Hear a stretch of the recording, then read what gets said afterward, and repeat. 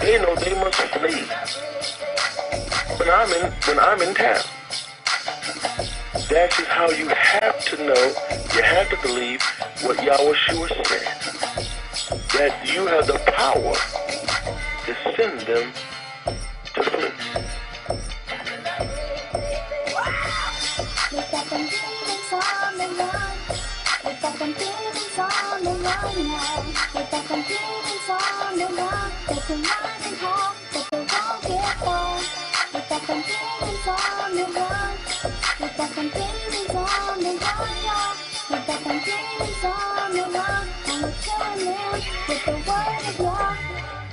They know they must flee. When I'm in town. That is how you have to know, you have to believe what Yahweh said. They know they must flee. When I'm in town.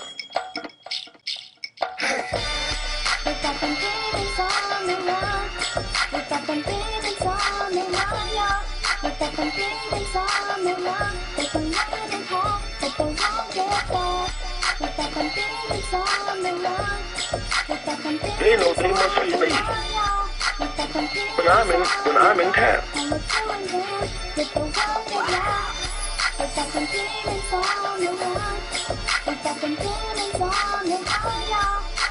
They know they must flee.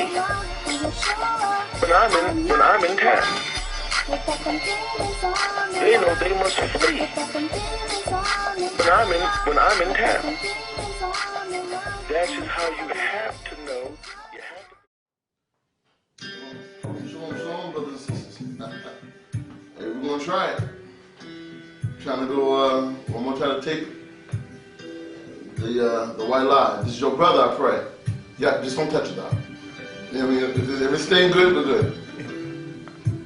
I don't want to be in the camera. Oh, okay. Oh, my bad. Yo, brothers, this is your brother, Yahya, Bandele. We're trying to do this thing. Trying to, work with this HD camera one more time. And if not, we got to go back to the big camera so we can be able to videotape this message, and so we can put it on not only our website, some other venues, so that folks can be able to start to progress with us as we tell the world about our Father's love. And so we plan on getting up. They don't see anyway. Don't worry about it. Our goal is to take this word and share with the world. We've been able to do that, brothers and sisters. We've been able to really be able to go forth and diving into faith. I can see it now. Last week, brothers and sisters, when we Wednesday when we tried to film, everything was going well, and then the cameras just started shaking. And the film wasn't proper. I could have used it, but that's not how we want to roll. So we have some things that we're going to do. All right, there we go. We see it. All right. I'm looking ugly. You put the camera towards me, I start to get frightful. But brothers and sisters, listen, without any further ado, I pray that this continues to go the way it goes, and that the camera stays good with us, so we can be able to. I can go to cut it up later, put some news items behind any news item I talk about. Put some, just add some technology to the message, all right? And then we'll hopefully, if everything goes well, we'll put it out tomorrow on YouTube and all whatever else we're using. Brothers and sisters, without further ado, let's go to our Father in prayer. Dear Father, in the name of our brother Messiah, Yahweh, I come. Father, I come, Father, knowing, Father, that your love is what separates us, what makes us holy, set apart for you, Father. Father, I come asking, Father, that you would have mercy on me. Have mercy on all those, Father, that have the audacity to cry Kofa. Tell the world to come out from among them. Father, I pray, Father, that you would continue to anoint us with your glory, with your spirit, that we could walk and not be weary and run and not faint. Father, I pray that you would know me on that day when I stand before your throne. Father, I pray that the word that you've given me could be able to touch the world, those who you called before the beginning of time. Father, I pray that on my knees when I go before your throne, that you would have mercy on me. Father, I pray that everything that's recorded on earth shall be shown in the heavens. I pray, Father, that I live what I say and I say how I live. Father, I pray that, Father, you will hold my hand in the day of affliction, that no man will wipe me away from your word. Father, I pray that, Father, you have mercy on me and wipe the tears from my eyes, that all those who call by your glory would know that you are the one. You are the reason. You are the time. You are our Redeemer. You have set us free. You've given us your word. Thus, Father, we preach. We sing. We tell the world about your love. Until that day is done. Till our time is through. Father, watch us. Watch us, Father, with your precious love. That the devil will have no way with us. That we will walk in the power of glory. In the power of your spirit. And we'll never waver from your love. Bless the white lie, the Covert Network. We can tell the world about this lie in the power of your truth. In the name of Yahweh, our brother, and our Messiah, I pray. Hallelujah. Hallelujah. Hallelujah. Let it be. Let it be. Let it be. Brothers and sisters, yes, I pray I'm your brother. And welcome to the Kofa Network. And this message that the Father has given me and many of those who have the audacity to cry Kofa. And I know that you live in a time now, you live in a world where you're saying, you know, all you hear right now is a theme song to the Jeffersons. You know, it's our turn at bat. As long as we living, it's me and you, baby. Ain't nothing wrong with that. We're moving on up. See, you said it's our time. We got the white man on the run. This is Obama's in office. And you think that you could take a place that has been, I ain't trying to hurt nobody, I'm going to just break it down.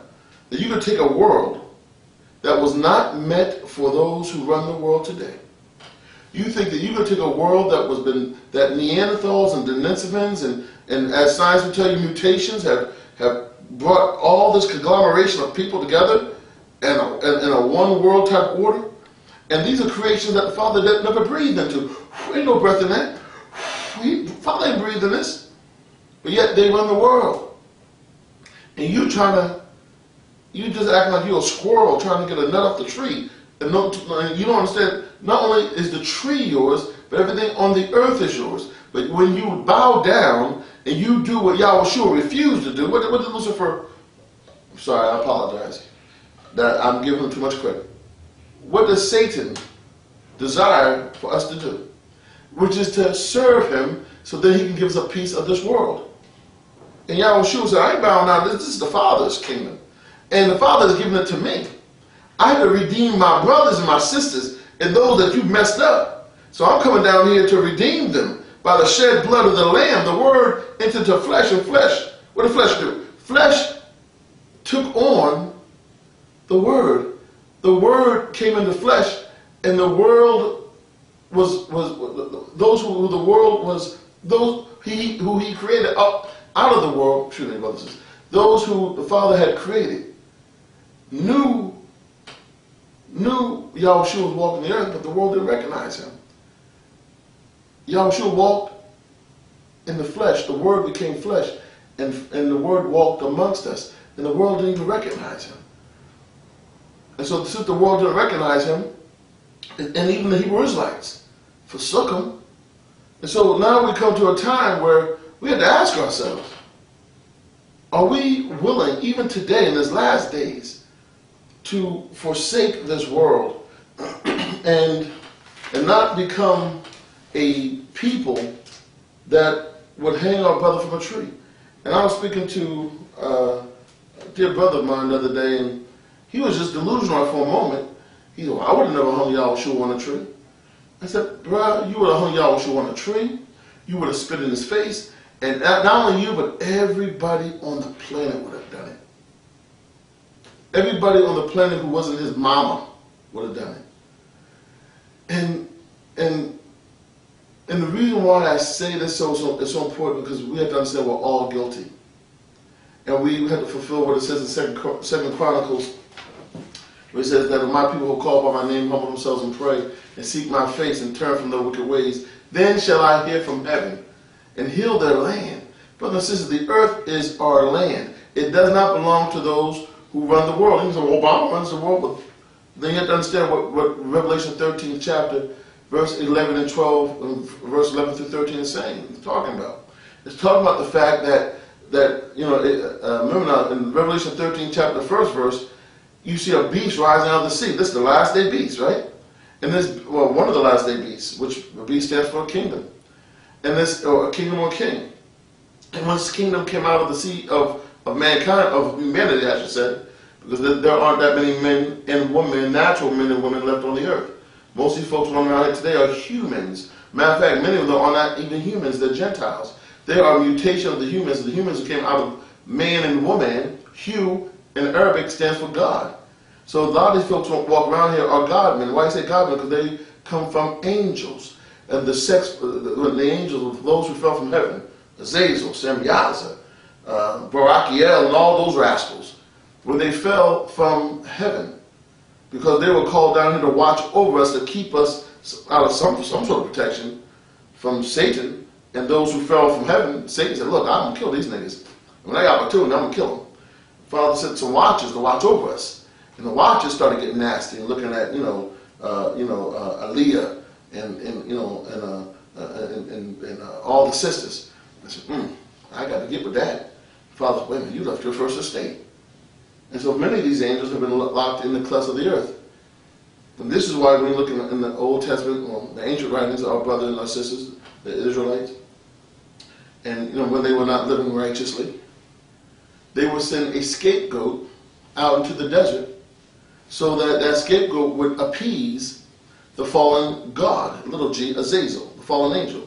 And Azazel will come and snatch up the scapegoat, and that's why you see these movies, they see the goat out there, and then something happens, then the only thing that's left is a noose, a piece of rope, and it's gone. You remember those of you who watched Jurassic Park, there was a goat with a rope on his neck, and one of the dinosaurs, which I believe that's how they appeared, that old serpent.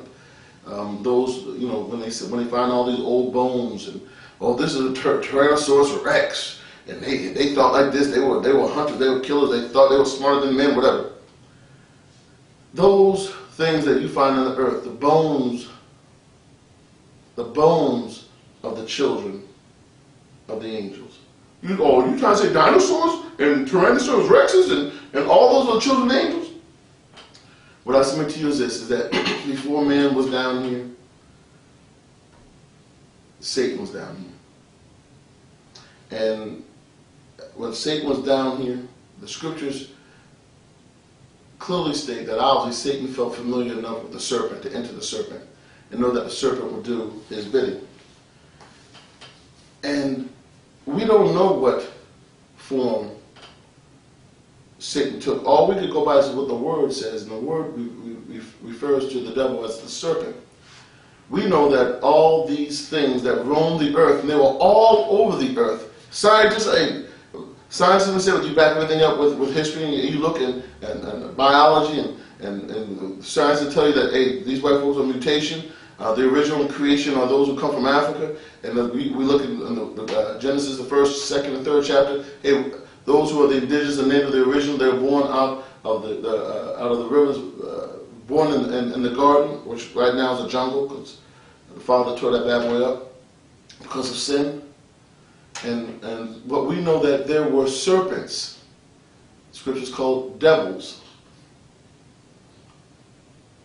who were down here on the earth. They were thrown down here. And when the Father created us in the garden, Satan was there. And Satan was transformed from a glorious angel to a foul serpent. That's why you hear people today talk about reptilians or what. All they're doing is giving Satan different type of identification markers. That this thing is cold-blooded. He is no longer in the form that he once was in. Those who take on the trimmings of this world and embrace the gifts that Satan gives to many people, if they just forsake the Father, he has sealed your fate, he believes, with a serpent's handshake. He is the devil. And many people who embrace this world have really embraced the world of a serpent. And they will have to answer for what they've done. And because sometimes folks think they get away with something until they recognize that somebody saw them. And once they get found out, you notice the tears fall. I'm so sorry. I don't know why I did it. Will you cry while you were doing it? No. Brothers, let me tell y'all right now. This is the truth. I remember when when I got out of the military. I was in the military for about 11 months. And these boys put me in I was supposed to be a chaplain's assistant. That's right. I turned down all my college scholarships, and about a year and a half later I went to theological school. But before then, I entered the military and I wanted to be a chaplain's assistant. Signed up. That's what I was supposed to be. Those boys took me and basic training. They ignored my paperwork and gave me an M16. I said, what in the world? So I go home and tell my mom and daddy like that's gonna do something.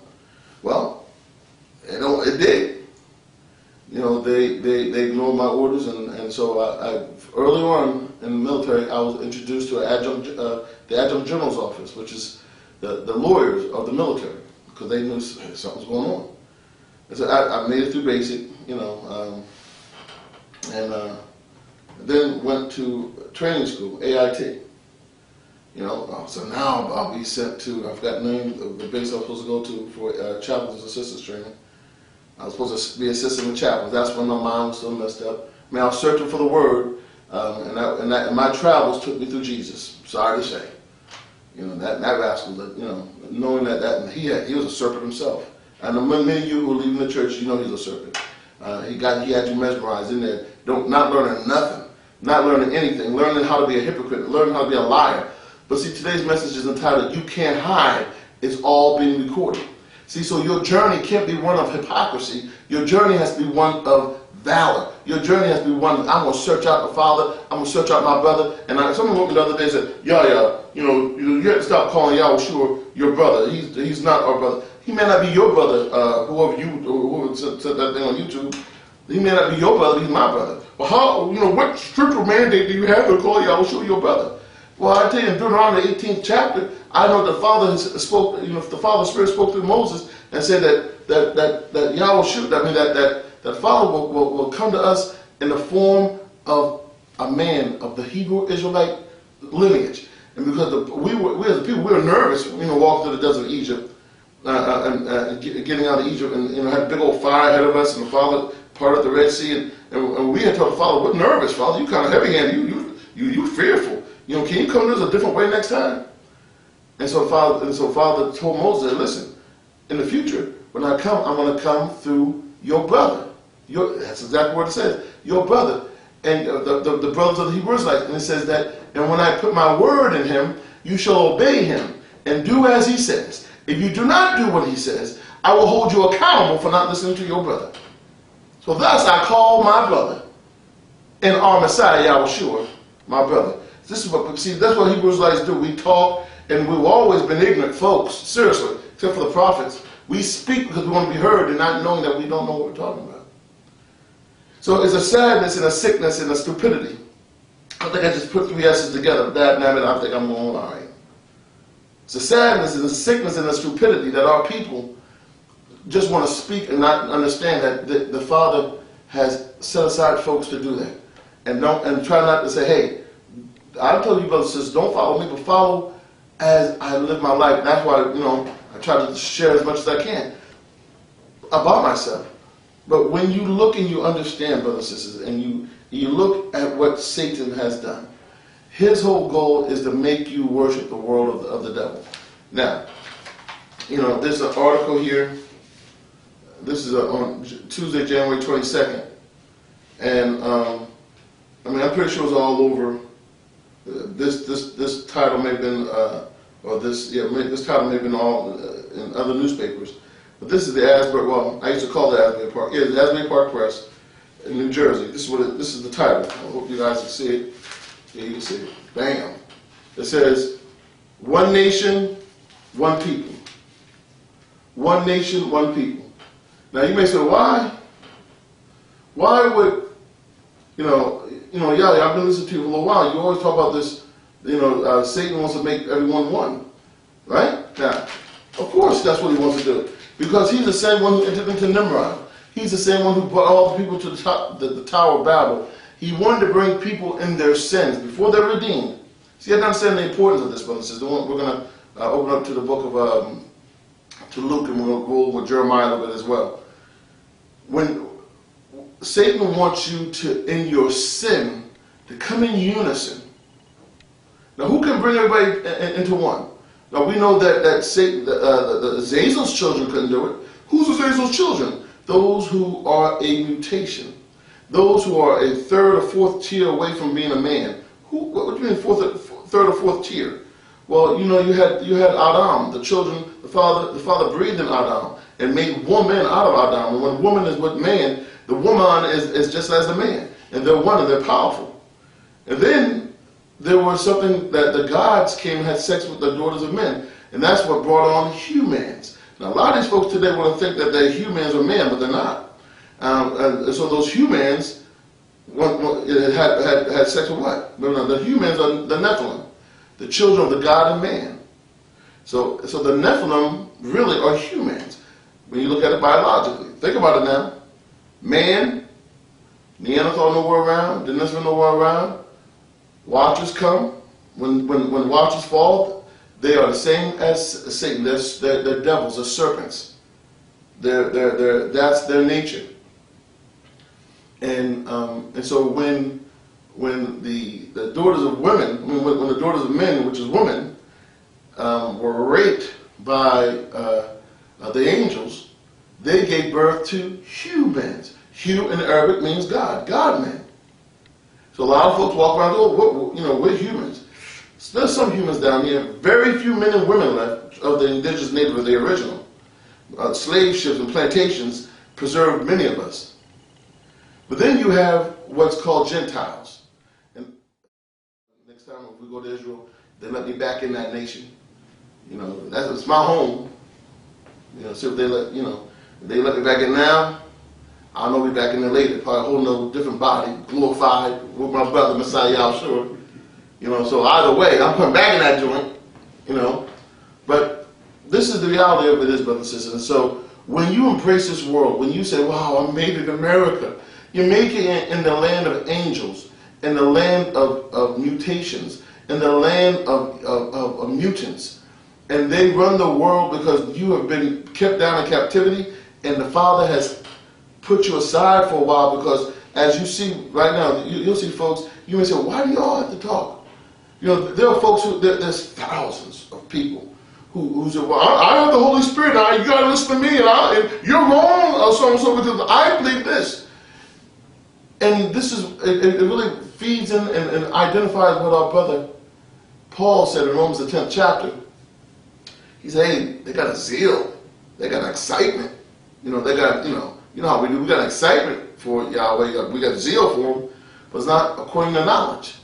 He said, they went and established their own righteousness, and they have lost the righteousness of Yah. And so, I just want to explain to you, brothers and sisters, that you can't hold on to this world. This world has been captured. It has been handed over to mutations. Washington Post.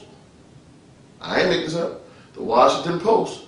Rick Weiss, in 2005, put in his report from the scientists from Penn State University. You go to Kofa Network, and look, we got the article right for you. You go right to the website. And they'll tell you that it's a mutation, that the white skin happened. The white skin came out of chance, and it's a mutation. It's a lesser. It's not of the original. Mutation means it's not of the original. I know that my Father made us original from the dust of the clay. He breathed in us, and that's not what He did to those who run the world today. This is why they hate you with a passion. But then yet you see that many Negroes like saying, well, it's my turn at bat. Well, they're walking right now. Many of you may be at work right now, and you're saying, well, Yahya, I'm listening to your message, but I'm watching, old Black Creek over there, and Susie and Buffy and all these black folks. They're so happy at work, they're whistling and hugging, and it's because they're singing that Jefferson theme song. They ain't hearing the word, they're hearing the Jeffersons. It's my turn at bat. And so they're unable or unwilling, which is even worse, to embrace this truth that this world is in the hands of the devil. And it's the devil and his children and those who, when I say the devil, the devils, Satan himself, he has done what the Watchers have done. But he didn't do it at the time when the Watchers did it. Like any good chess player, Satan watched. And he understood that he needed to bring the world to one nation and one people. And so when he didn't do that, I just put those who, you'll see I just hold up this newspaper of Barack Obama and Michelle Obama, with Obama taking the oath of office, and the title above his head, which is, first he has a presidential seal, the 2013 inauguration of Barack Obama, and it says in big letters, one nation, one people. Obama taking an oath of office for second term sends message of unity. And so, brothers and sisters, this is what Satan wanted to do when he empowered Nimrod, empowered the people to come to the Tower of Babel. And he wanted them to be one, and to come as one. Why? He wanted the Father's creation. Hear me now. He wanted the Father's creation to gather together the children of Ham, the children of Shem, and the children of Japheth, to come together as one, and to cry out to the Father that we don't want you. And he could have the world do that in unison and reject the Father of heavens, the Father of lights, the Most High, the Creator of heaven and earth. It may be able to make his point that man was not worthy. So you have to understand, Lucifer refused to bow down before Adam, because what Adam had, Lucifer and those who, and the angels did not have. They did not have the breath of life in them. They did not have the Father's Spirit breathed into them. And so this is why the Father told Lucifer and Azazel and Brachiel and all the other 120 chiefs and all the angels in heaven to bow down before Adam. Because the Father had placed himself, his breath of life, in him. And Lucifer and the 30 angels refused to do that. And they rebelled. And thus the Father had told Lucifer, you have no more place here. And so Lucifer, who we know as Satan, that's who he really is, he had a mandate for all the days of his life, is to prove to the Father, our Father, the Most High, that man was unworthy of this honor of running the world, taking care of the rivers, making sure the animals were not harmed, making sure the ecosystem was properly taken care of, making sure that we didn't go down to the oceans and take the earth's blood and pollute the waters so the fish of the sea would die. That's not who we are, but that's who these folks are. And they're doing as their father would do it. As the scripture says in the Gospel of John, 8th chapter, it says that you do as your father would do. That's what Yahweh told folks, these people who thought they were Hebrew Israelites, but remember, they were not Hebrew Israelites. These Pharisees, a lot of these Pharisees, or most of the Pharisees, or not all of them back in the days of Yahweh, they were not Hebrew Israelites. And then I can see somebody saying, see, this is where I got you, Yahya. They were. And what I would say to you, and I'll put it when I run the video, and right now it's not shaking, so I can use a lot of this video. When you see and you understand that, it was not, those Pharisees were not the Hebrew Israelites. Because when Yahweh said, look, I'm giving you the truth can set you free. And the Pharisees' response was, what do you mean the truth can set us free? We've been in bondage to no man. How can you set us free? Well, you just told yourself, oh demon, oh devil, oh warlock. Because that's what we do. We could write seminars about how to live in slavery, bondage, captivity. Not only in our bodies, but also in our minds. That's what we do as Hebrew Israelites. We do slavery. We do bondage. We do captivity. And how in the world are you going to say you've never been in captivity? Because you were not an Israelite. Yes, you may have been, you may have been an Edomite. You may have been Ishmaelite. Abraham had many children. But don't mean you were a Hebrew Israelite. Israelites do slavery. That's what we do. Why? Because we left our father's side. We left the truth of who we are. That's why when in 2010, and open up to the book of Luke, I'm going to get to that right after I say this. When I went to Israel, and those of you see your fathers taught your lies, and I stood on Mount Gerizim and Mount Ebal. And also we were on Mount Hermon. And it's made people call, get it right, bro, it's not Mount Hermon, it's Mount Hermon. All right, bro, I'm pronouncing it how Hermon. But I want to give you a little flavor. So I said Hermon, whatever you want to call it. It's Mount Hermon. And those who are in Israel, they say it even with a thick, because those are Jews over there who are nothing but Germans, Ashkenazi, so they say it a certain way. My point is that our people are damaged beyond repair. Beyond repair? Yes, they can't. This cannot enter into the kingdom. It's the spirit that has to be. And so, in order for you to understand that you got to stop living foul lives. Many of you, you live foul, and then when you get around the people, you put on that ambassador voice or that. Yes, oh Yahya, shalom, shalom. How are you doing? Look, dude, can't you say what's up, Doc? What's up, bro? How you feeling? Act like you ain't in front of nobody. You ain't on camera. But in reality is, you can't hide because it's all being recorded. See, the Father knows who we are when no one's around.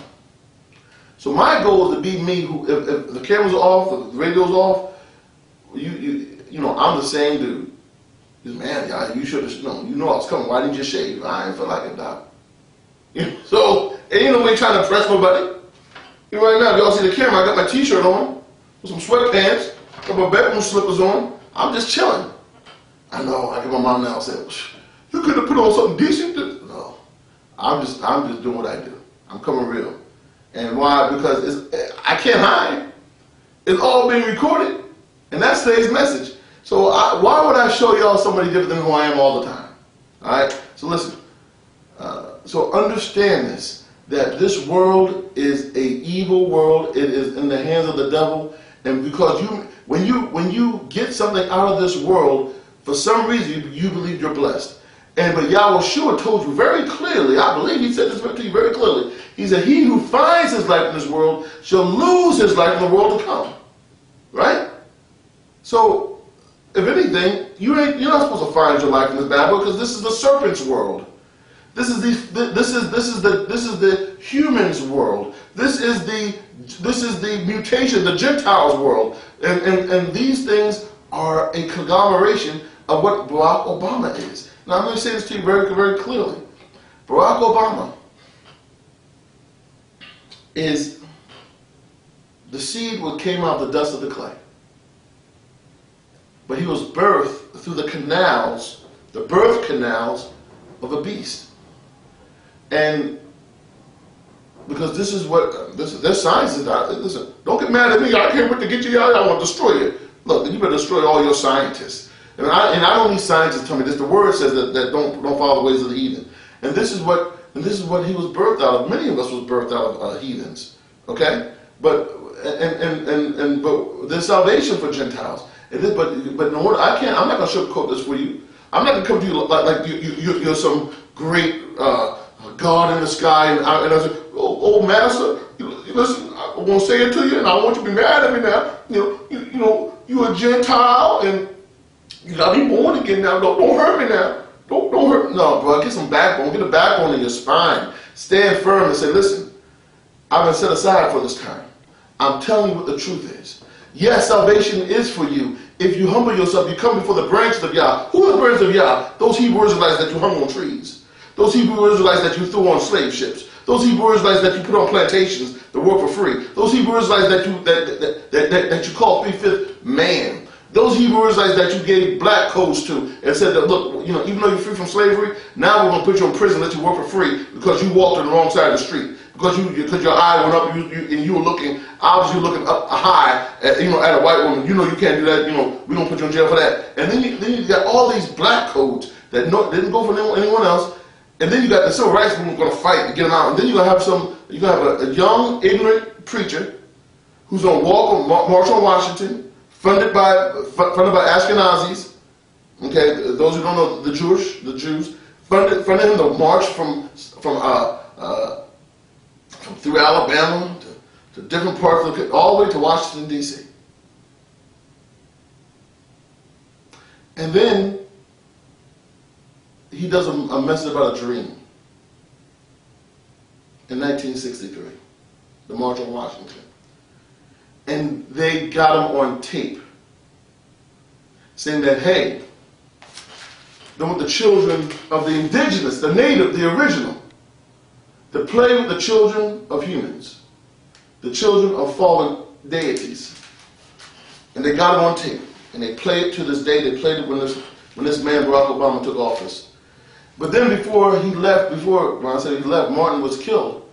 He said that he was integrating his people to a burning house called America.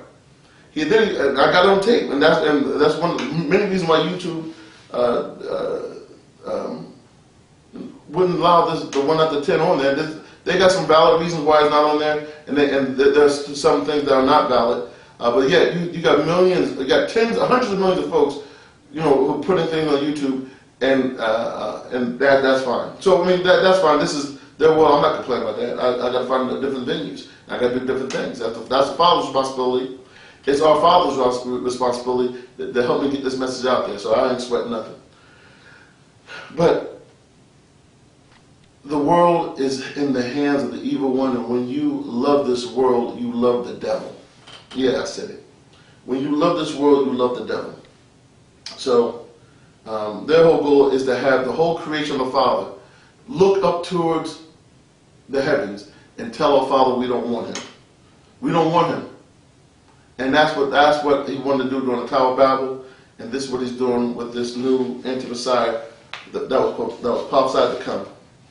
Well, not new, the anti-Messiah that was prophesied to come. And he's come, he's here, and he is leading up people astray, and he's trying to get people to one nation, one people, one voice, one world order that was put forth through the 8th king, who was also the 7th king, George Bush, W's daddy, and now these kings have come and they've gone. See, brothers, this is at a very crucial time. You say, okay, he's the 10 kings, then what? No, the 10 kings, from Eisenhower to Kennedy to Lyndon B. Johnson to Richard Nixon, Gerald Ford, to Jimmy Carter, Ronald Reagan, George Herbert Walker Bush. The 8th king was also the 7th king, right? Because Reagan was assassinated, and the 8th king came in, fulfilling Revelation 17th chapter. Hey, the 8th king will be the 7th king. How you get that one? Because it's the word. We're at the conclusion of this thing, brothers and sisters. 8th king was George Herbert Walker Bush. 9th king was William Jefferson Clinton. 10th king was George Walker Bush. And then you realize, oh my goodness, Daniel 7th chapter, 24th to 25th verse, is fulfilled because the 10 kings have come, and now they've gone. And then it says, and right after that it says, the one will come, the one after the 10. And he will be different than the 10 before him. And then you look at Revelation, the 13th chapter, verse 11 through 13, it says this other beast will rise out of the kingdom, and it'll be a new beast, And this beast would have all the power of the first beast, and he will make all the people worship the 10 kings before him. Which is, and not worship the Father, but worship the humans, the gods. And that's what these presidents are. They're a bunch of Gentiles, at least 10 kings before him, Gentiles, humans, Neanderthals, Denisovans, and their own. I'm not telling this. No, it was hate. No, then you better boycott Discovery Magazine, boycott the Washington Post, boycott the Max Planck Institute, where Savante Pablo does his work at. You better boycott all these other white boys before you even come talk to me. I'm quoting you. I'm quoting them to you. You love their world. They're telling you that you're worshiping serpents. You're worshiping mutations. And I'm just pointing it out to you. Okay? Well, I can't wait to get you, Yahya. When I see you, I'm going to kill you. Look, the 10 kings have already passed, Dumsy. The 10 kings have passed, and the man of sin has already passed his first term, going on to his second term. He's about to take all your guns away. And listen, brothers and sisters, and especially those who are defenders of the Second Amendment, I don't believe that the government should be able to come and take away your weapons, but I'm getting some feedback on this thing. However, understand this is the anti-Messiah. Understand that Yahweh is the only one that's going to break him. So be prepared to know that these folks will come all over the place. They'll come with Black Hawk helicopters. They'll come with soldiers down the street. They will get these assault rifles. And most likely they'll probably take handguns too, and take your shotguns, take everything. No, Yahya, no! Well, no, they may. So that's why your weapons can't be of this world. 2 Corinthians said, hey, our warfare is not of this world. So you got to deal with people's spirit. You got to go in and strongly see that's in you than he that's in the world. Now, am I saying that I'm against the Second Amendment? No. I believe that anybody should have the right to protect themselves, and especially the so-called black man, black woman, because you know what these folks are going to do. Listen, you know what they're going to do. They did back in the 1930s and the 40s. They pile up in the truck, right? White boys in the truck, about 29 in the back of the pickup truck. They come in front of your property. They spread out. Come on here, nigga! Come on here! And all you got is one little rifle that shoots one shot at a time, and you got 50 Klansmen in front of your yard. So of course, I ain't telling you. I believe that that's a good thing if you have a way to protect you and your family. But understand, we're living in these last days, and the anti-Messiah can't do what he can do properly if Grandma got a Uzi in a cookie jar. He wants the people of America and all throughout the world to be like those Palestinians. All you can do is pick a rock and throw the rock at you. Or those people in Spain pick a rock and throw a rock at you. Or Greece, Greece, they're sophisticated. They can get a bottle with a little bit of gasoline in it and light it and make a Molotov cocktail. Woo! And catch on fire for 5 seconds. That's the most they want you to have. Okay? So understand that and start to understand that, hey, we're at the conclusion of this thing. The 10 kings have already come, and the 10 kings have already gone. The 10 kings before the one. The one is here. And he's doing exactly what the scripture says he's going to do. Make all the people one. Fulfilling what Satan wanted to do is after we left the ark. Hey, come in one unison voice. Tell the Father, you made it. You are no good, Father. We want to live like we want to live. Let a woman lie with a woman. Let a man lie with a man. Let all the things that you want to do in your flesh, let that be. You live according to your flesh, not some spirit. And guess what Satan and those evil spirits have done? They have entered people and have changed their desires and moved upon them. And the people, only thing that can protect us is the Spirit of the Father, but yet we don't cry to the Father. And then the Hebrew Israelites who preach to you can't stand them. You're like, I can't wait to get a hold of this nigga so I can kill him. And that's your way of salvation. You can't hear the Father's word unless you hear from a preacher. And the preacher can't preach unless he's sent. How beautiful are the feet of those who preach the gospel, right? So you don't want to kill your only hope. Ooh, we got you. You trying to say Yahweh got the hope? Where the hope? No, Yahweh know exactly what I'm talking about. Yahweh is the one who said, look, I'm not coming to the world. I'm coming to the Hebrew Israelites. Because how can people hear without a preacher? How can a preacher preach unless he's sent? We are the preachers. So he came to, remember, Yahweh said, I ain't come for no Gentiles, I ain't come for none of y'all, but the lost sheep of Israel. Matthew 15th chapter, the 24th verse. So since you know this, and you understand that Yahweh understand the importance of his branches, his brothers, and his sisters who are attached to the root, and we're the branch and the root of one, Dad never be quiet, let the preachers preach. Now let's go to Luke. Let's go to the book of Luke, the 10th chapter. What time is it? Yeah, I rattle on over there, but hey, pray that y'all got a little bit what I'm trying to talk to you about, because it's all being recorded. So just be real. And see, if you love this world, it's all being recorded. The Father's going to find you out. Well, no, Father, I loved you. Well, let's go to October 15th, 1987. And see what's up. You got this on videotape? Well, you may call it videotape, but I got it on the heavenly tape. Yes, it's all being recorded. Everything you do, everything you said, all your nastiness. Oh, I love you. Then you hang the phone up and you know you up there, you in some hotel room getting your nasty on with some other woman or man that ain't yours. But yet, you playing. You're your baby. Yeah, I do props. Yeah, girl. You know I love you, man. Yeah. So when you read this, brother, says you understand the word. You don't go no place where the Father's peace is not there. Okay? And verse 6, once again, says, if the Son of Peace be there, your peace shall rest upon it. If not, it shall turn to you again. See, because brothers and sisters, I don't know about y'all, but I know I got something in me. And what is it? It's the Father's Spirit. Why is the Father's Spirit? Because I read the Word. And I live my life. When no one's around, how am I living? It's based on the Word. You forsake all, Yahya. Forsake all. Who's your mama? Who's your daddy? Who's your children? That's what the word says here. So you actually got to live that rule. Yes, you do. And if they don't want the word, if they don't want your brother Messiah Yahshua, if they call you, if those who are your family hate you and despise you and want you to shut up and doing this stuff, then who you got to choose? I don't know.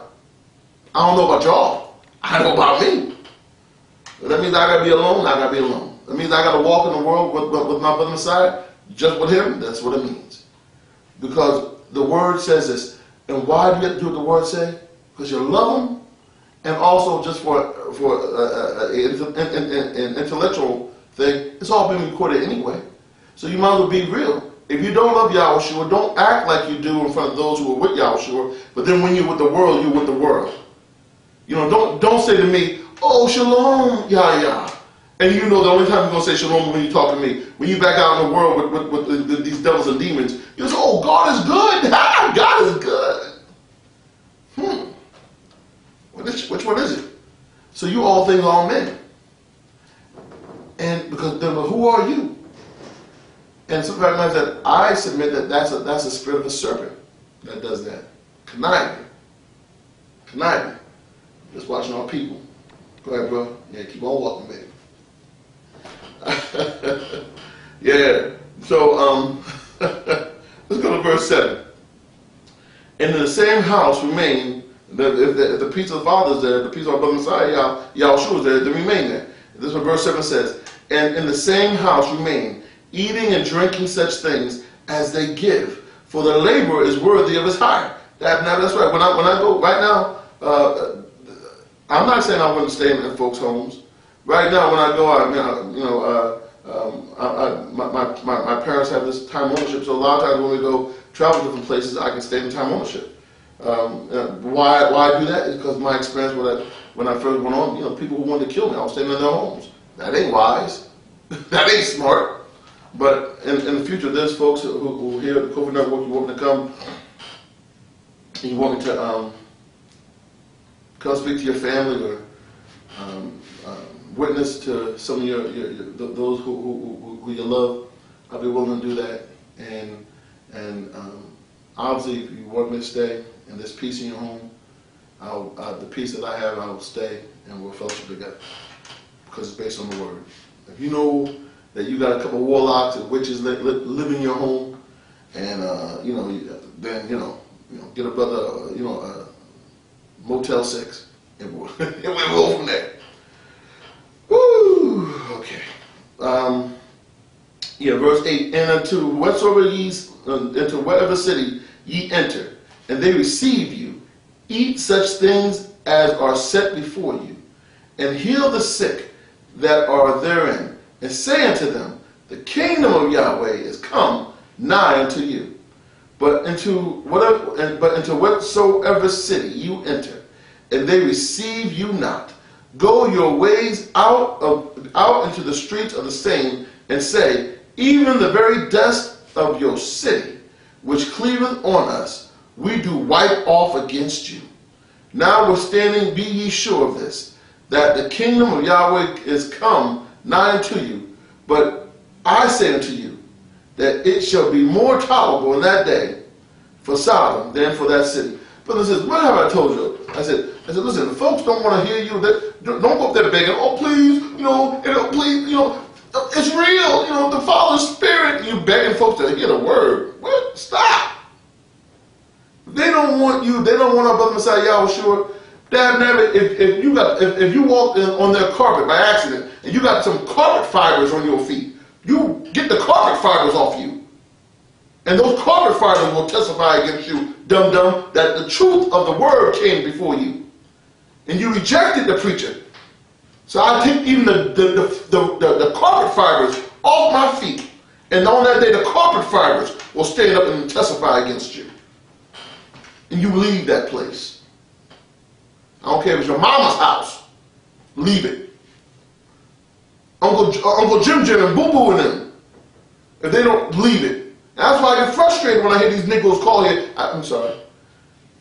My fellow Hebrew Israelites.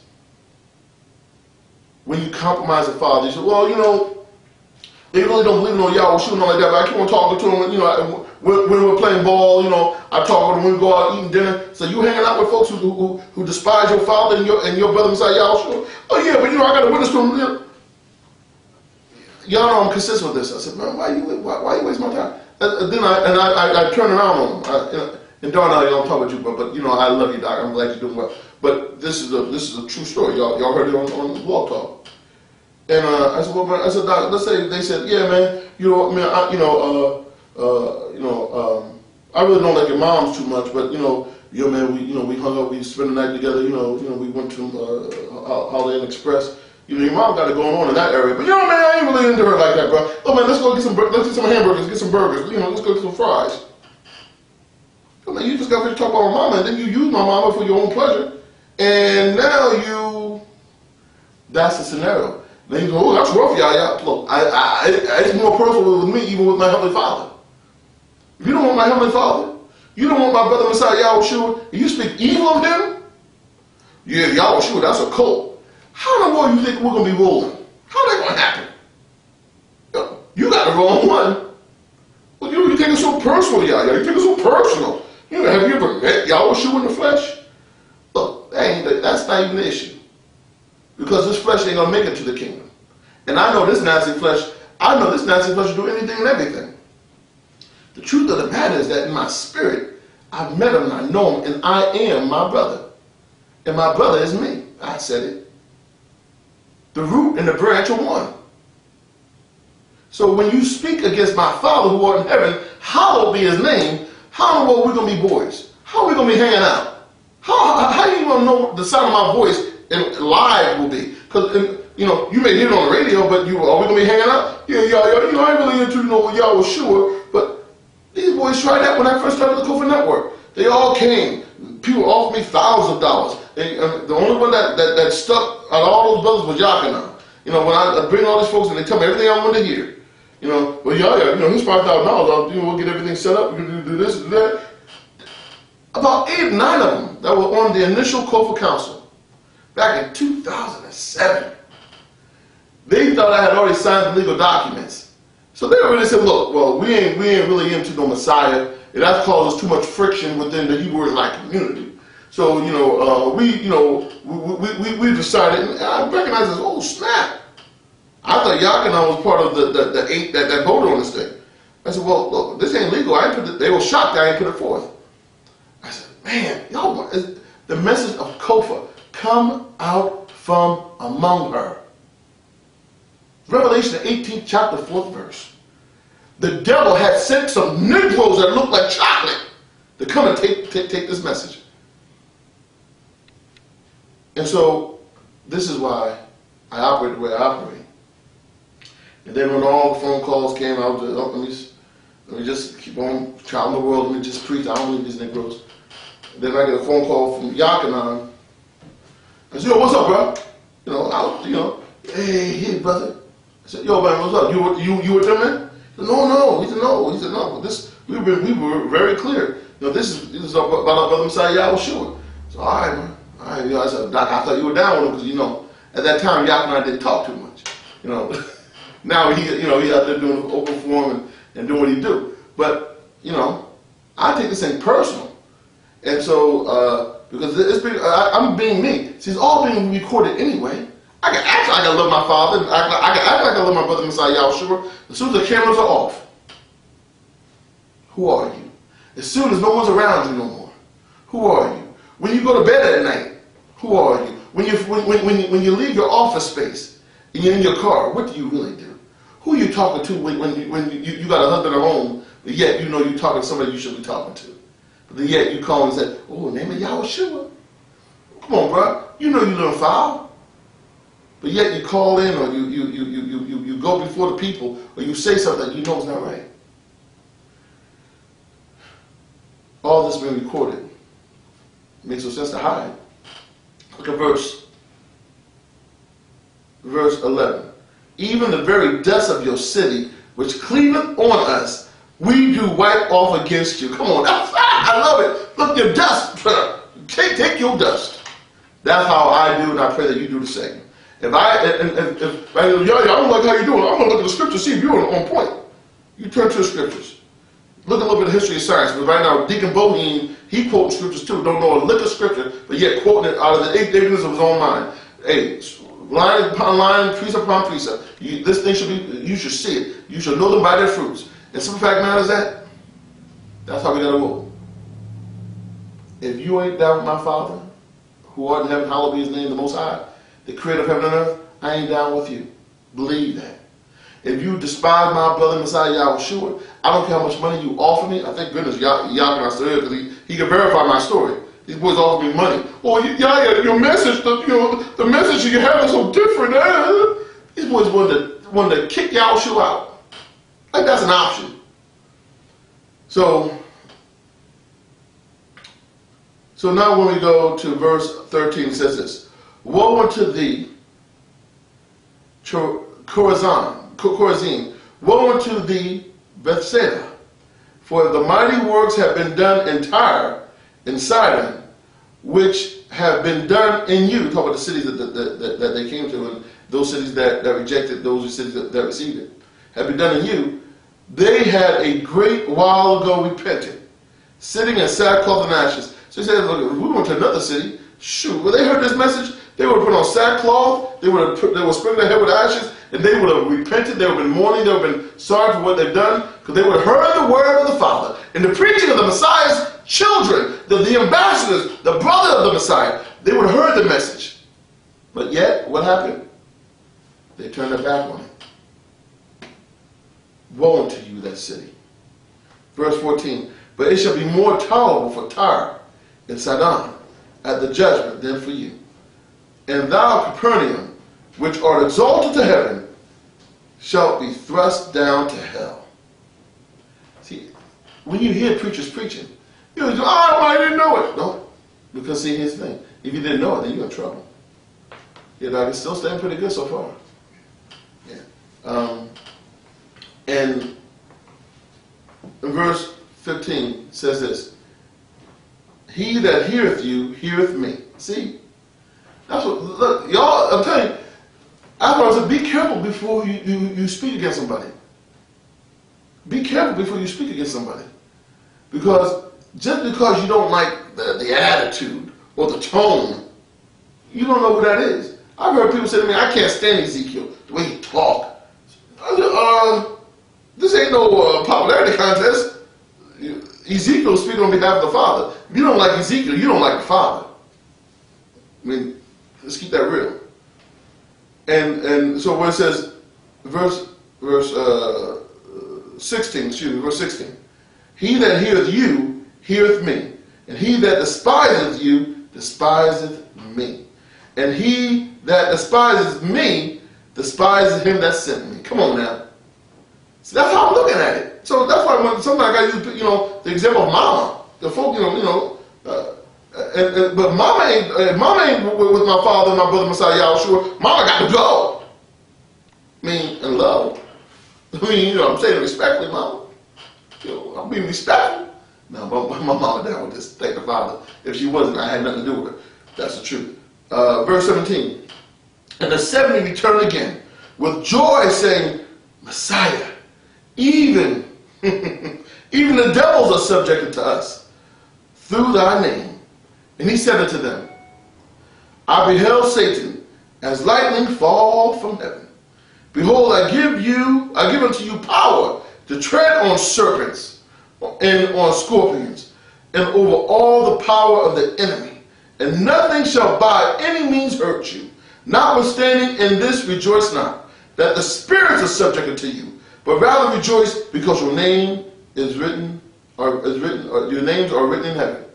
See, listen. I played this song earlier. I haven't played it in a little while. The opening. It says, "When I come to town, demons gotta flee." I know that's true. I know that's true. This message could have gone forth unless I know demons gotta get out of my way. But what am I more happy about? That demons know my name, or that my name is written in heaven? My name is written in heaven because I love my Father. I love my brother. I will forsake all you suckers. I guess I did say it. I will forsake all you suckers. In love, if you ain't down with my brother Messiah, I'll leave you. You don't want me lying to you, D. So Yahya, you mean you'll forsake, any donation you get, if they're not down with Yahushua, you'll send it back? I'll send it back FedEx. Dad on it. I'll send it back express mail. Overnight. Okay, so why? Because I'm down with my brother. Who you down with? Who you riding with? See, this is the question you got to ask yourself. The question is, who are you? Look. I want you to turn to Jeremiah, and it ain't shaking yet, but you may want to do it because I'm coming to the conclusion, bro. Okay. Yeah. And Jeremiah, the 17th chapter, the 13th verse, it says, "O Yahweh, the hope of Israel, all that forsake thee shall be ashamed, and they that depart from me shall be written in the earth, because they have forsaken the Messiah." When you look at Luke, the 10th chapter, 20th verse again. Excuse me. And I'll turn that the other way, then I can tell you when it's flickering. Okay. Thank you, brother. Luke, the 10th chapter, 20th verse says this. Notwithstanding, in this rejoice. Notwithstanding, in this rejoice not. Let me read it right. Notwithstanding, in this rejoice not, that the spirits are subject unto you, but rather rejoice because your names are written in heaven. I've said to you, brothers and sisters, several times, if you got demons rolling around in your house, you got evil spirits that think that they can just sit up in your couch or your chair and act like that's their spot, I said, give me a call, because this is what the Father has set me aside to do. I know that they respond because of my brother Messiah Yahushua. And so they flee. And I'm pretty sure many of you, these demons flee in front of you because you walk with our brother Messiah Yahushua. But if you don't believe it, these demons, they love clinging on fear. And many of you will say, I'm not fearful. How dare you say I'm fearful? Look, you better be real. No matter how bad, you may got it going on in the flesh, you got nothing for the spirit. These things are spirits, and you have to know how to conquer a spirit, and that's what the 70 went out and said. Hey, the spirits are subject to us. We cast them out in the name of Yahushua. Yahushua, hey, don't get all excited because the spirits listen to you. Rejoice that your name is written in heaven. And see, brother, that's what it's all about. Now, when you look at Exodus 32nd chapter, 32nd verse, this is what it says. But now, please forgive their sin. But if not, then blot me out of the book you have written. See, that's how important it is to be written in the book of life. Don't rejoice in the fact that demons listen to you. No, I think they should listen to you. Strong as he that's in you than he that's in the world. You should not have to live with no demon living up, living up in your house. You go to each room, and all your rooms are cold, and you know it should be hot in the house, and they running that sucker. They shouldn't be there. They shouldn't be there.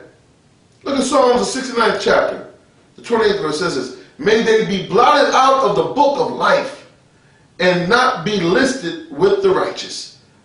Look, demons gotta flee, but that's not what I'm getting all happy about.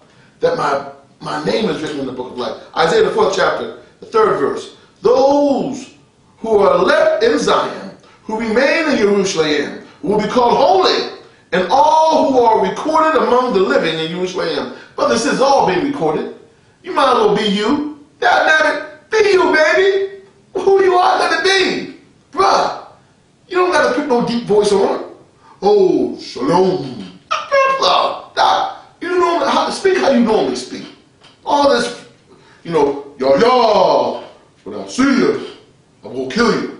Bro, you don't got to say it like that. Yahya, I'm mad at you, man. When I see you, I'm going to beat you up if I get you. Come on. Yahya.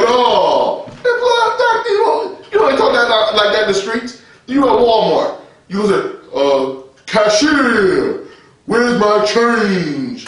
Hey, look, I gave you $10. You gave me, where's my change at? Talk real. It's all being recorded. Ezekiel, I know y'all say, man, you don't act like, when you go someplace, don't you have to put on your professional voice? Look, this is how I roll it. Right now, I'm talking real with y'all in this way. Yes, I got to go talk to Mr. Senator. Well, yes, sir. Thank you for having. Thanks for saying this is our issue, and I want to talk to you about this. It's a time and place. You follow me? It's a time to act differently. No, that's who I am. There is a time and a place. Do I wear a T-shirt when I'm going to go talk in Congress? No. When I'm in Congress, or if I'm going to dress a certain way, because that's where I'm at. I'm in truth. I'm in my office, chilling at the Kofa Network. This is how I normally do. I'm just keeping it real. So when you look at Ezekiel, the 13th chapter, 9th verse, it says, my hand will be against the prophets who see false visions and utter lying divinations. They will not belong to the council of my people or be listed in the records of the house of Israel, nor will they enter the land of Israel. Then you will know that I am the Most High Yahweh. See, just be real, Doc. All that false prophets, the prophetesses, because you want somebody to say, oh, you're so deep. Oh, I would have never thought of that. Look, have y'all noticed? The Hebrew so-called Negro, bam, turn the page. The end of the Gentile rule, the unseen world. That's done, boom, turn the page. Vengeance mindset of Yahweh, turn the page. Guard in the cave, children of the angels, turn the page. But we got to keep on moving. One after the 10, turn the page. Come on now. You don't rest in whatever you think you've done. You keep on moving on. You keep on crying cold. You keep on preaching till your day is done. And then when you leave this earth, it means nothing that a demon fleed from you. It all matters that your name, come on now. Hey, your name is written in the heavens. Hallowed be our Father's name. I drink some of this tea. I'm about to take y'all calls. If you got it, if there's no calls, don't let the ways of life get you. Alright? So, brothers and sisters, the whole goal is to be real. Because you can't hide. It's all being recorded. And really, my essence and the purpose of me preaching this message today is to just let y'all know, be real with me. Be real. It doesn't, look, Yahya, you told us to be real. Have you been real? You better go back and listen to the archives. Going! Yeah. Listen to the archives. Yahya, have you been real? Well, sis, I've been real with y'all. Because why? I can't hide. It's all being recorded. So, use me as an example of being real about your fears, about your sadness, about what you're going through. If you're going to make it another day. you know. Because these are the things that the Father will, then He will elevate you. No, just don't do it. Be elevated. Do it because you love our Father. You love our brother Messiah Yahushua. And you know that if you ain't real, the Father can't use you. And it makes no sense not being real. Because you can't hide. It's all being recorded. All right, brothers and sisters, the guest caller number, if you have a question or comment, is 646-716-9459. The guest caller number is 646-716-9459. Press 1 on your phone pad. And listen, I know this is typically the message where when folks don't want to call in, but now they call in. Be real. Shake that thing. And let's work together. Let's shame the devil. I don't think you can shame the devil. Oh, shame the devil. Devil got no shame. But you can cast that sucker out in the name of Yahushua. Let's go to our brothers and sisters on the first call. Let's go to 919-803. You're on live. This is your brother, I pray. Yahya Bandele. What's going on? Nitzkia, what's up, baby? Oh, I'm sorry. 1 second. Nitzkia, how you doing? See, those of you who are on looking at the camera, you see when I leave the mic open, then the people on the phone can't hear me. So I had to put it on mute. You see, I'm talking to the camera. Listen, Nitzkia, listen. I'm gonna open up your mic. You just roll with it, baby. What's going on? This message was awesome, and how you said to be real and be truthful about everything. The testimony to that is that when you just open up and let the Father, talk to the Father, tell him everything that's going on, how you feeling. Wonderful thing. Like you said, he can elevate you. Wonderful things that's happened this past week that is just beyond anything that I could ever think of. You know, I started working at a restaurant, and just even at this restaurant, they're even asking me to be assistant manager of the kitchen, where I started off just cooking on the line. And I was asking the Father that, you know, it was mentioned in the interview, but I said, if this is your will, wherever you want me to be, whatever you want me to do, I will do it. And then I said, if this is what it is, the current manager himself will come and ask me to take his place.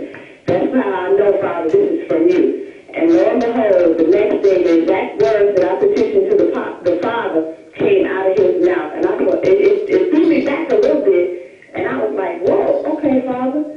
You doing some changes in here, and I'm going to keep everything here is for you, because I know I was placed in that restaurant for a reason.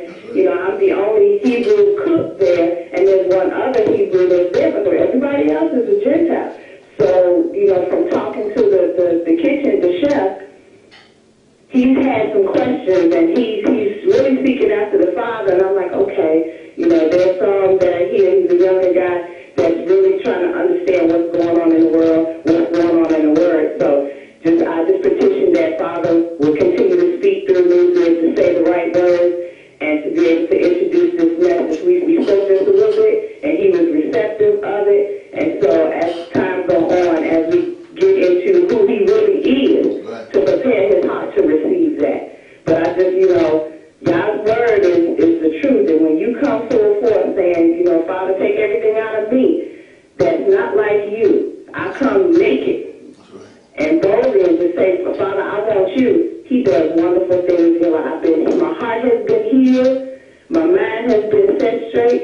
And we're going to talk even more, Brother Yahya, once I get a day off. Because I really want to sit down and just talk more with you and just share with you everything that has been going on. And I just want to say I love you, that you have taken the time to learn this message. You were obedient and allow Father to use you to bring all of us to this point. Wonderful message. I love you, and the brothers and sisters of Kofa. Shalom. Shalom, my dear sister, and I thank the Father for your testimony. And it's important that brothers and sisters don't hide, for it's all been recorded anyway. And so, sister, that testimony and how the Father blessed you with employment, and blessed you not only with employment but also in the field of your your training, and elevating you in a way that, you know, like I said, I know that restaurants opening up soon, and this is a, you know, now we and I and the brothers, you know, we don't normally go to Since my means ain't what it used to be back in the day when I was rolling. However, we try to treat ourselves with going to a nice restaurant once a month, and so don't be surprised you see a couple of Hebrews, Israelites roll into your restaurant just chilling, doing that once a month thing. So last month we went to Winston's restaurant in Raleigh. That was pretty nice, right? Yeah, it's pretty nice. So we're gonna, you may be seeing us there, sis. So, in the weeks to come. It's still good so far, bro. Still good? Yeah, it's still good. All right, let's go to our next call. Let's go to 786-859. You're on live. This is your brother, I pray. Yahya, Bandele. Thank you for teaching and teaching out to. That's about it. Signing out. Shalom. All right, that was, computer. Oh, there you go. That was our brother Jesse. Brother Jesse, thank you for the call, bro. Thank you for the encouraging words. You keep on crying Kofadat and keep both hands, your elbows, chest on the plow, bro. And keep on doing what you do. In the name of our brother Yahweh, I pray that's the case, and that's my prayer for you, brother. Take care. Shalom. Let's go to our next caller. Listen, I'm going to open up your mic, and you just roll with it. I'm going to put myself on mute. This is 317-292. 317-292. This is your brother, I pray. Yahya Bandele, what's going on? Shalom, my brother. This is Claudia. Send a message was so wonderful, and I speak in all agreement with that message. A lot of times, I say, I would like to speak to people more about my Father. I pray about them all the time. But one thing I definitely can say, if they're not down for my brother, my Messiah, Yahweh, ain't down with me. That's right. I say this to my sisters all the time, and I'm happy for Sister Nakia. I talked to her not too long ago, and she's such a wonderful young lady. But that's what I want to say. It has to be about my brother, because what else is there to talk about? I represent the world. So I just want to tap in and tell you that I'm all in agreement with you. Thank you. Shalom, my brother. Shalom, my sister, and I thank you for those words. And I know that these last few years that you've been crying Kofa with us, I've seen a remarkable change and growth.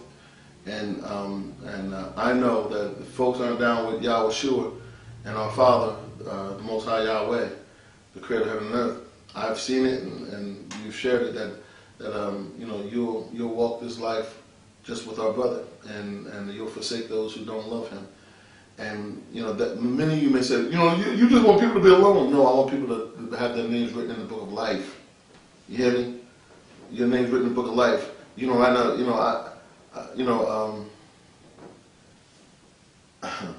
It's important that you be real with yourself. And when I'm here, I cry Kofa, this is what we do. Right now, last night we were watching Doomsday Preppers, and people, leaning on their weapons, leaning on the fact that they got 8 years of food buried in the, and why are they doing that? Because they want to preserve the flesh.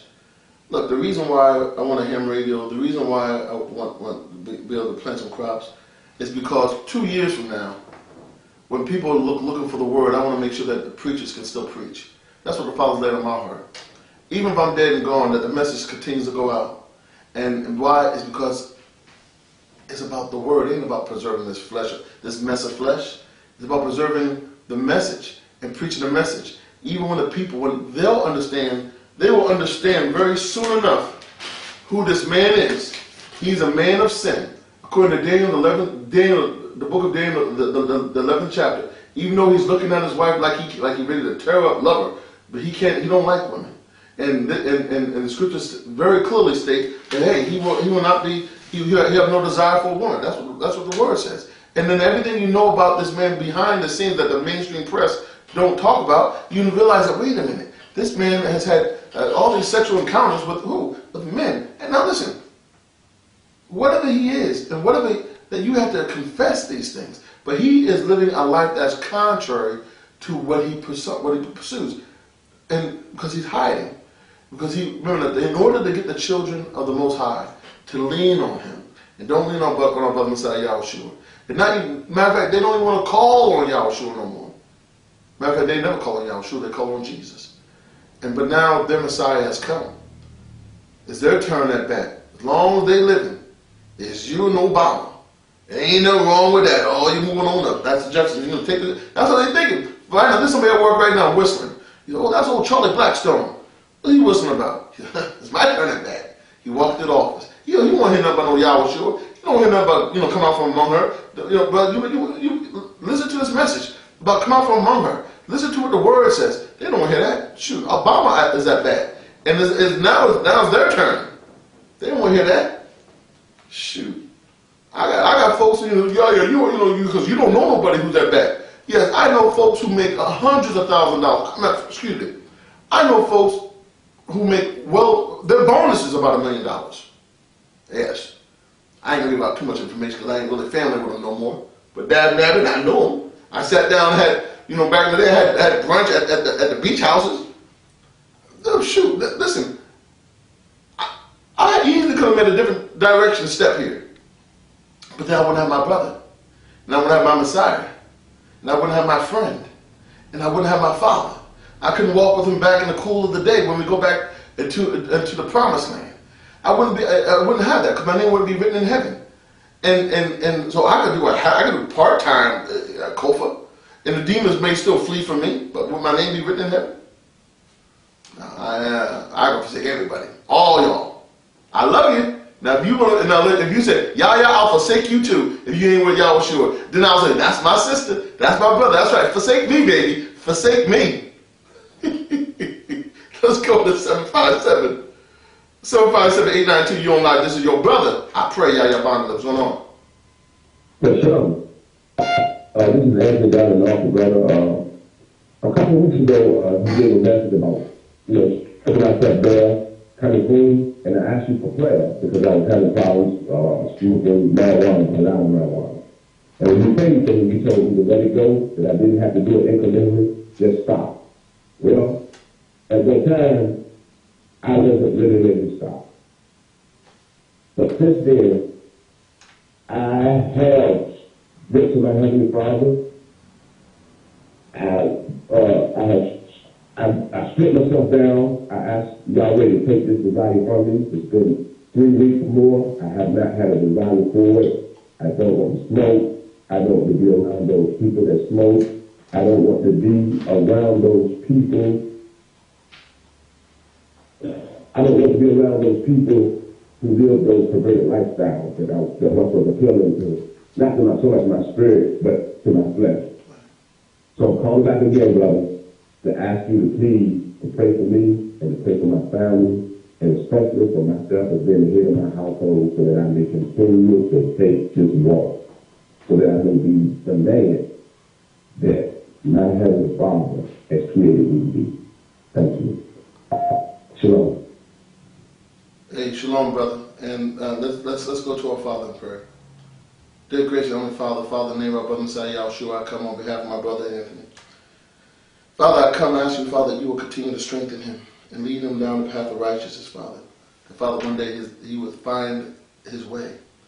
And the path that you take him through, Father, is to forsaking those things that are temptations to his flesh and lead his spirit astray. Father, I thank you, Father, for the victory that you have given him thus far. I pray, Father, for his continued victory. That, Father, he would be able to walk and not be weary and run and not faint. Father, I pray for my brother. That, Father, you will be the example to his family. And that his family will be receptive to his leadership. And, Father, when they are receptive to their leadership, then bless them, Father, as a unit, as a union. That they will walk and not be weary and run and not faint. Father, bless this brother. His desire is to serve you. Father, let his yea be yea and his nay, nay. Father, let him speak and then live what he speaks. Let him not hide no longer for who he is, but reveal himself to you, that you would reveal his nakedness so that he will be clothed with the robe of righteousness. Father, I pray, and I know is able. I know you're able, Father. Encourage, empower my brother. In the name of Yahushua, the righteous one, our Redeemer, our friend, I pray. Hallelujah, hallelujah, hallelujah. Let it be, let it be, let it be. And any closing comments for the people, brother? Brother, I appreciate you. I love you strictly for the pleasure of Yahweh, brother. And it's just thank you, brother. Thank you. Shalom. All right. Hey, shalom, brother. Shalom, brother, and thank the Father for your call and for your testimony, brother. I know it's been it's uplifting blessing to the people who heard it. And you know, brothers and sisters, I want you to understand that when I say that you can't hide, it's all being recorded. It's being recorded so that on that day he will show all this back to you, and he'll show it all back to me. And then if he says, yeah, you know, once you were preaching, but then I know that you had a nickel bag in the back there. You know, you were running around with every sister throughout the 50 states. That you had somebody even in Algeria. You know, I said, Father, you saw all that? But the good news, brothers and sisters, I ain't doing that. I'm just crying Kofa until my day is done. Because listen, my flesh, I don't trust my flesh. I know my flesh ain't no good. I don't know what's up. Now some people say, my flesh, I'm so holy that my flesh, the Father will make an addendum in the kingdom, and He will allow my flesh and blood to enter into the kingdom because, I'm deep like that in the spirit. Well, Doc, hey, that's what you say. We'll see on that day. But I know my flesh ain't going no further than the ground. Let's go to the next caller. Nah, I never heard nobody say that one. But you never know. There's somebody floating high who think their flesh, they so holy that the flesh gonna make it too. I don't know. But, let's see. Let's go to 661-206. 661-206. You're on live. This is your brother, I pray. Yahya Bandele. Listen, your mic is open. You just keep on talking. What's up? Shalom, Brother Yahya. I just called this morning to say thank you again for allowing me to be in on the training on Wednesdays, and to let you know that I really needed that. I really need to be in there because I need to learn how to articulate to people, how to speak to people about the Word and how to speak to people about Yahweh and about who they really are, because I have a problem in that area. Because when I be speaking about it to people that don't really know, I be getting excited, and I just can't do it. I get all excited and they be like, okay, girl, calm down. So I thought, okay, I'm just going to be quiet and I need to go a little further in my learning and my teaching. So I thank you so much for allowing me to be in on the training so I can learn how to articulate to my sisters and brothers. Thank you so much, Yahya, and I love you. Shalom. Hey, my dear sister, I love you too, and I thank the Father that the training was helpful to you. And like I said, there's folks that say, Yahya won't let me take the training because he ain't getting paid. Look, I told y'all right now, this training is not closed to anyone. What you got to do? Now I got news for you. I mean this thing. Because let's say if you say, I'm at this brothers who call me all the time, I'm at work. Yeah, you're at work. Yeah, man, can I take the training for free? You actually make a living, right? Yeah. I've been on the job, 18, 19 years, yeah, bro. So Doc, did you buy a Big Mac at lunch? Yeah, man. I ain't no Big Mac guy. I went to the steak place. You got me a little steak, potato. I do it every day, man. That's what I do. I got it going on like that. Oh, all right, bro. So you do pretty well, man. Oh yeah. But can I have the training for free, bro? I said, nigga, get out my face. Oh. Did I say that? Father, forgive me. Brother, sister, let me tell you something. In order for us to get the message out, we need to be able to take care of Caesar and be able to continue to do this work. Ain't nobody living big time. We're just trying to make sure that the world can hear. Look, I got news for you. If our brother and Messiah, listen, those of y'all who are just confused in your mind because you came out of the church, and anytime somebody needs a penny, you get confused. If our brother and Messiah, Yahweh, if he had a treasury, yes, his name was Judas, I know, because he had to get from Galilee to Jerusalem to Samaria, so we can tell the world about the love of our Father, if our Messiah needed some assistance. I ain't nowhere as great than our brother Messiah Yahweh. So if he needed some funds, what do you think we need? So when listen, I ain't trying to shame you brothers out there. This brother out there who got full-time jobs, been working for 20, 30 years, and they don't even know how to write out a check to Kofa. Is that going to stop them from preaching? No. So that we can bring this word to other folks who may not have much. That's what it's all about. So, you know, if Yahweh needed to have somebody to watch over the treasury, don't you think old sloppy Yahya needs something? I don't know. Tell me. So I'm glad we're able to spread this truth, and the whole goal now in the weeks and months to come, brothers and sisters, is to get this training facility up and running. Why? It's because some fact matters that we can't have folks who don't love the Father and His Word. And what does that mean? That you live by His Word. You live by His Word. Listen. I submit to every man out there,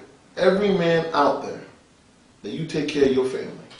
You protect your family by any means necessary. You protect your family. If the Father if you've had the ability to get yourself a stick, and somebody try to break in your house to take care of and try to hurt your family, you take that stick and you beat them down. Everybody's in agreement with that one, right? Yes. Take the stick, y'all beat him down. He tried to come after my wife, take the stick. And I'm talking about my children, take the stick and beat him down. All right, take the stick and beat him down. If you had some gunpowder and some pellets, and you had to stuff the gunpowder in the gun, and you shoot one shot at a time, boof! Can I take that Yahya and protect me and my family? That's right. Get your little gunpowder, stick it down into a muzzle, put your little pellets in it, and poof! Protect you and your family. Okay, I'm done with that. Yeah, if I had an M50, I had a 50 caliber, and I had a Klan trying to walk on my property, and they try to do what they did back in the 40s, and want to hang a brother from a tree. Can I take my 50 caliber and tell the Ku Klux Klan to get off my property, and if they don't get off, that every Klansman on my property will be introduced to the serpent of death? I raise my hand.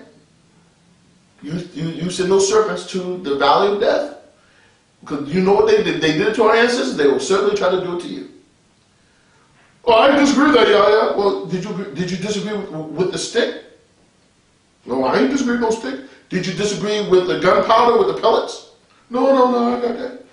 But I think that's a little overkill. Well, that's your experience, Dumsy. You live in it. I can tell you this, that whatever means necessary that you need to do to protect you and your family, do that. However, hear me when I say this. If they come knocking on your door and say, listen, it's against the law. We created a law. Because you know the enemy side is going to change the laws and the times. We created a law. We want your 50 caliber. And we want every weapon in your home. Now, that's your own personal decision. I can tell you what I'm going to do.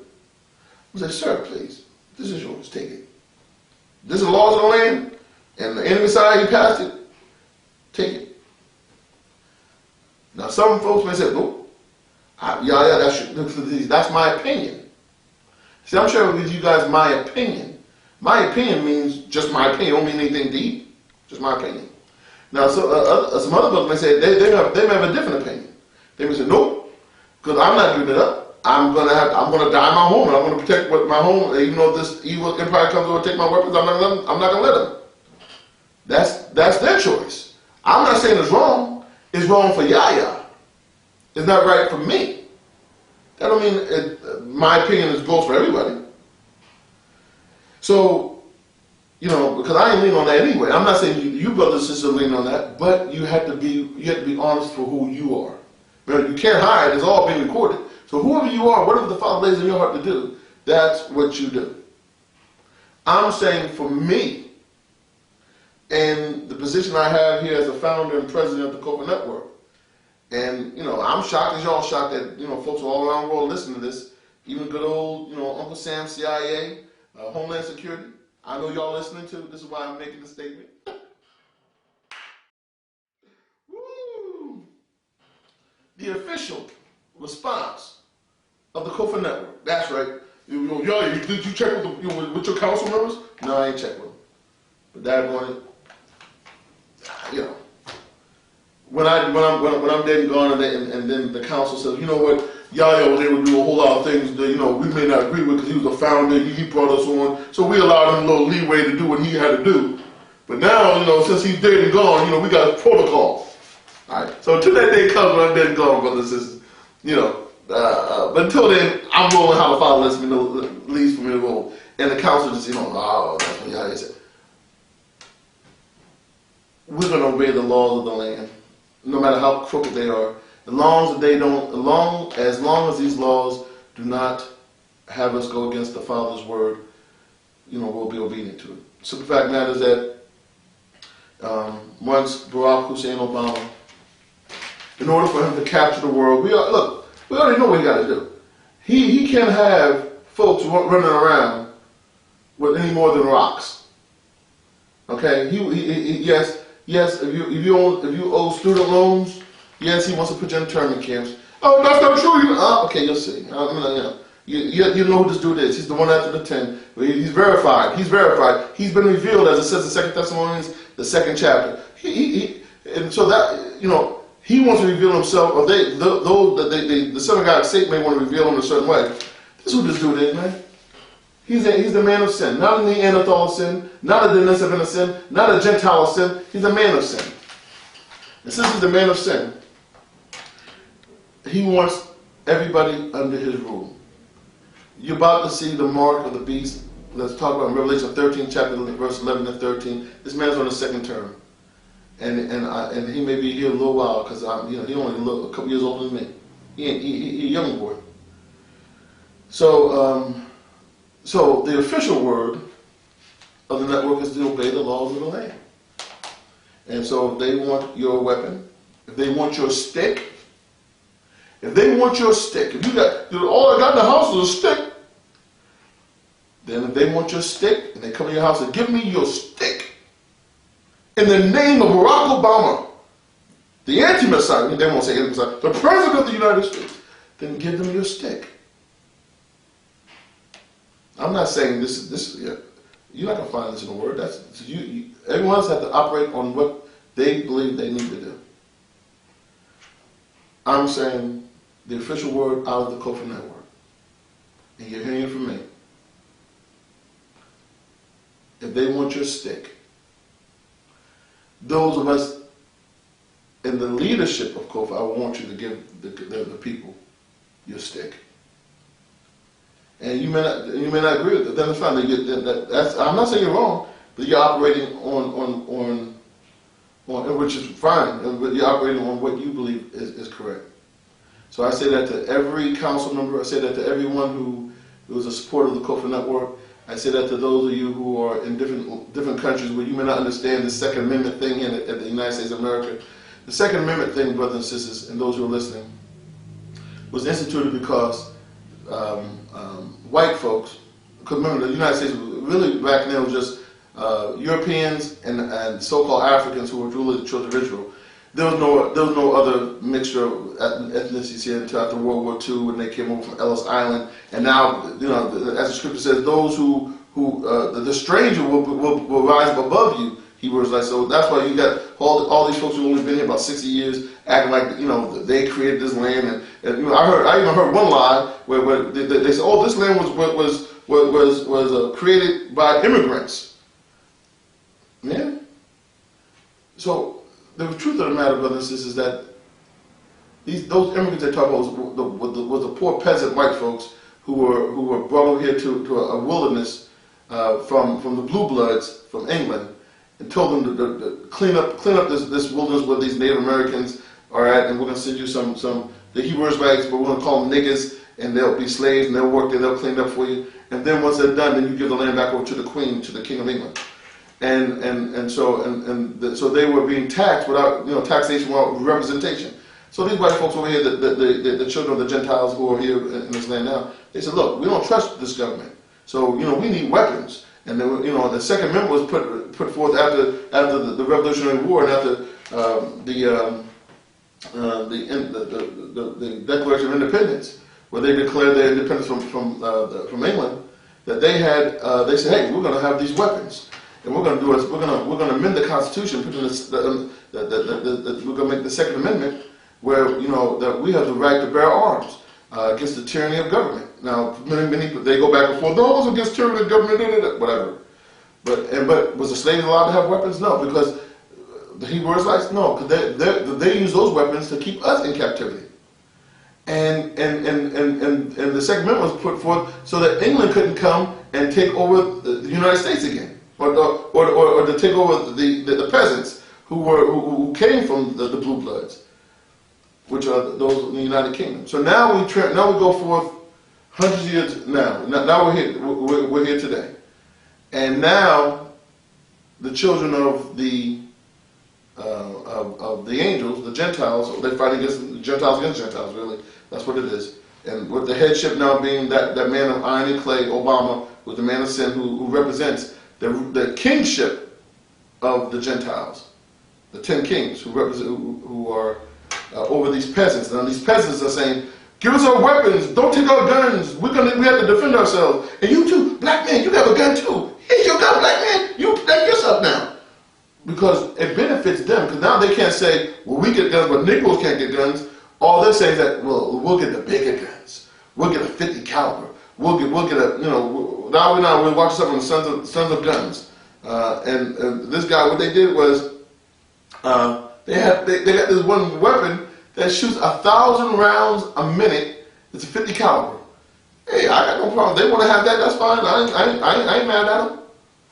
But what they're doing is that they understand that they need to protect themselves. They feel they need to protect themselves because Yahushua, they ain't done what Yahushua said. They're in trouble with that. So they think that the only way they can keep themselves from the tyranny of the blue bloods, of those from England, the 10 kings that represented, the 10 kings from Eisenhower to George W. Bush, who represented this European kingdom of Gentiles, they need to protect themselves from that. Especially now, since there's one out at the tendency, this man of sin, who's now who's making the people worship, which means serve the beast that was before him. And the beast that was before Obama was those 10 presidents from the time of the abomination of desolation, when those Ashkenazi Jews who are not the children of Israel, but they're liars, the synagogue of Satan, according to Revelation 2nd chapter, 9th verse, Revelation 3rd chapter, 9th verse. They're the synagogue of Satan, and they have now instituted something that's crooked.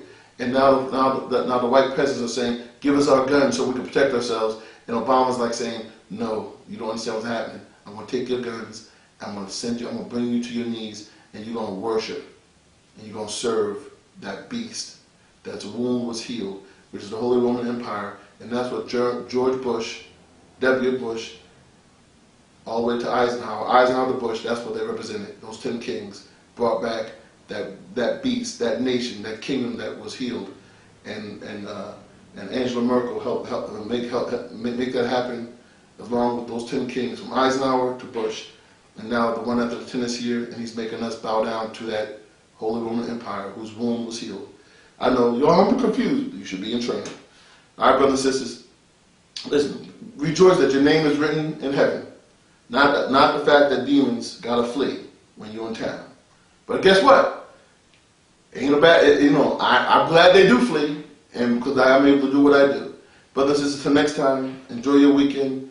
Keep on crying Kofa, and don't let the ways of life wash away. This is your brother Yahya Bandele saying till next time. Shalom. They want to flee. But I'm in heaven.